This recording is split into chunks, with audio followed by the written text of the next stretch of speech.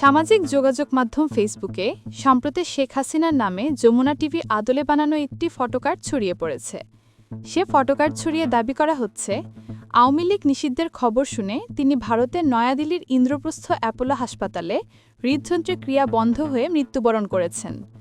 এই ফটোকার্ডে শেখ হাসিনার একটি ছবিও ব্যবহার করা হয়েছে। তবে ভাইরাল হওয়া এই ছবিটি শেখ হাসিনার নয়। ফ্যাক্টওয়াচের অনুসন্ধানে দেখা গেছে, এটা শেখ হাসিনার সাম্প্রতিক কোনো ছবি নয়, বরং ভিন্ন এক নারীর ছবি এডিট করে এটি বানানো।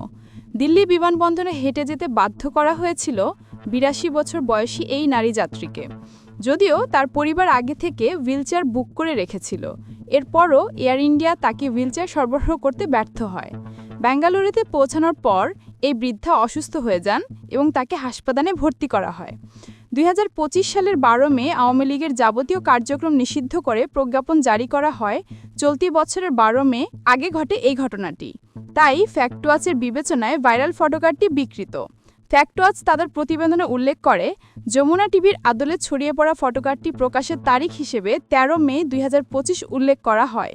কিন্তু এই তারিখে যমুনা টিভির অফিসিয়াল ফেসবুক পেজ থেকে প্রকাশিত এমন কোনো ফটোকার্ড খুঁজে পাওয়া যায়নি। এতে আরও উল্লেখ করা হয়, এরপরে এই ফটোকার্ডে শেখ হাসিনার হাসপাতালের বেডে শুয়ে থাকার ছবি দাবিতে যেই ছবিটি ব্যবহার করা হয়েছে তার উৎস খোঁজার জন্য রিভার্স ইমেজ সার্চ করা হয়। এর ফলে ভারতীয় সংবাদ মাধ্যম ফার্স্ট পোস্টের অফিসিয়াল ওয়েবসাইটে ২০২৫ সালে ৮ মার্চ প্রকাশিত একটি রিপোর্টে ভাইরাল ছবির মধ্যে একটি ছবি পাওয়া যায়। সেখানে শেখ হাসিনা নয়, বরং ভিন্ন এক নারীকে দেখতে পাওয়া যায়। এই নারীর মুখে শেখ হাসিনার ছবি যুক্ত করে বিকৃত করা হয়েছে। ভারতীয় সংবাদ মাধ্যমের ফার্স্ট পোস্টের এই রিপোর্টে উল্লেখ করা হয়, ৮২ বছর বয়সী এই নারীর হাঁটতে সমস্যা থাকায় তার পরিবারের পক্ষ থেকে হুইলচেয়ারের জন্য বুকিং দেওয়া ছিল। কিন্তু দিল্লি বিমানবন্দরে তার জন্য হুইলচেয়ার সরবরাহ না করার কারণে তাকে টার্মিনালে পৌঁছানোর জন্য বেশ কিছুটা পথ হেঁটে যেতে হয়।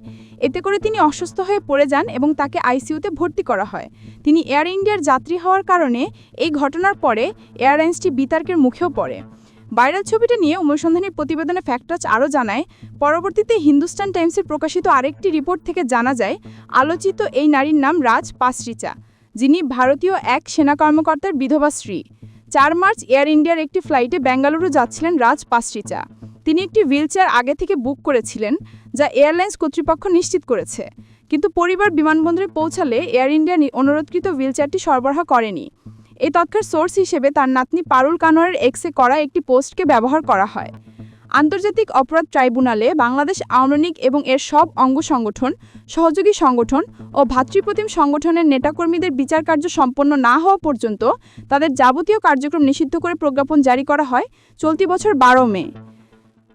ফ্যাক্টওয়াচ উল্লেখ করে, রাজ পাসরিচার হাসপাতালে ভর্তি হওয়ার অনেক পরে আওয়ামী লীগের যাবতীয় কার্যক্রম নিষিদ্ধ করা হয়। পাশাপাশি ভিন্ন এক নারীর স্থানে শেখ হাসিনার ছবি ব্যবহার করে বিকৃত করা হয়েছে।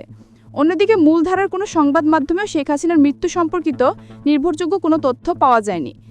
এই প্রতিবেদনটি তথ্য উপাত্ত সংগ্রহ করা হয়েছে দৈনিক প্রিয় টাইমস নামক সাইট থেকে। প্রতিবেদনটি ভালো লেগে থাকলে আপনার ফেসবুক টাইমলাইনে এখনই শেয়ার করুন এবং আমাদের ইউটিউব চ্যানেলটি সাবস্ক্রাইব করে রাখুন।